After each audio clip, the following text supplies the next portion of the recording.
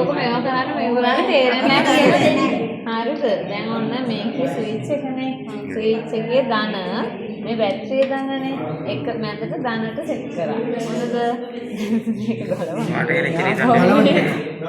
ඊට පස්සේ මේ එක බල්බ් එකක් සෙට් කරන්න ඕනේ ක්‍රීනට. මොනද දැන් එකක් ක්‍රීනට සෙට් කරලා තියෙන්නේ ක්‍රීන ආග්‍රේට.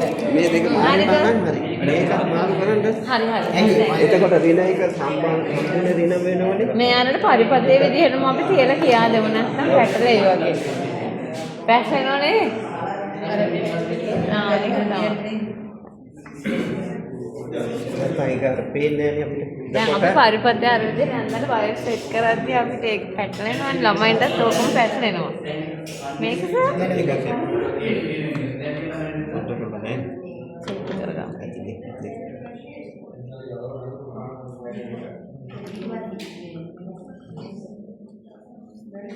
එතකොට මේ රිනේ ඔක්කොම එක පැත්තකට ධන ටික එක පැත්තකට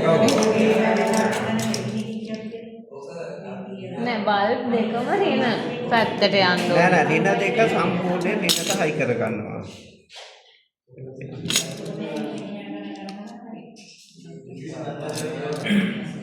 ස්විච් එක තමයි එන්නේ ධන පැත්තනේ. අපි සාමාන්‍යයෙන් ස්විච් එක ඕනම ස්විච් එක රින පැත්ත නෙවෙයි සම්බන්ධ කරන්නේ ධන පැත්ත. ස්විච් එකට දෙන්නේ ධන.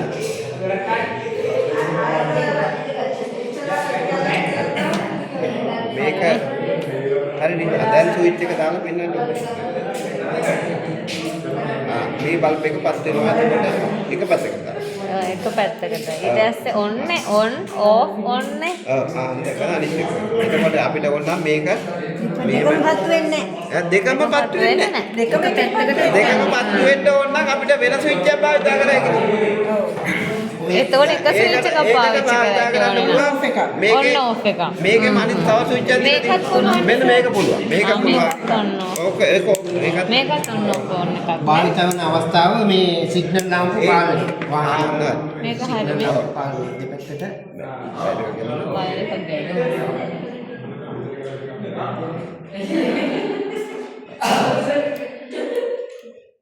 හරි. එක වයර් එකක් ගැලවිලා කොහොමද?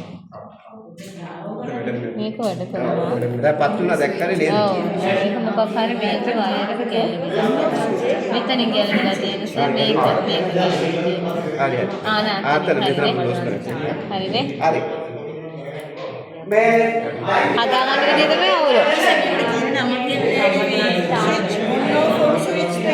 එහෙම කියලා කිව්වේ නේද? මේකද දෙමන් ස්විච් එක. දෙමන් ස්විච් නේ. දෙමන් ඒ ස්විච් එකේ වර්ගයේ ඔක්කොම තියෙනවා.